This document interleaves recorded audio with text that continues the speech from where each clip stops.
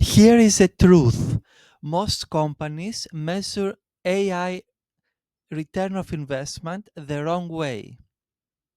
They think cost savings or automation is the whole story. The real return of investment, its impact on decision making, speed, and competitive advantage.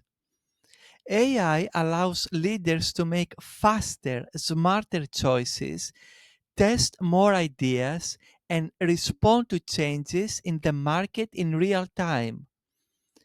Take a marketing campaign, for example. AI can predict customer behavior, optimize ad spend, suggest content with the highest engagement potential. The result, not just efficiency, but higher revenue, better customer satisfaction, and a smarter team. Companies obsessed with tools and costs miss the point.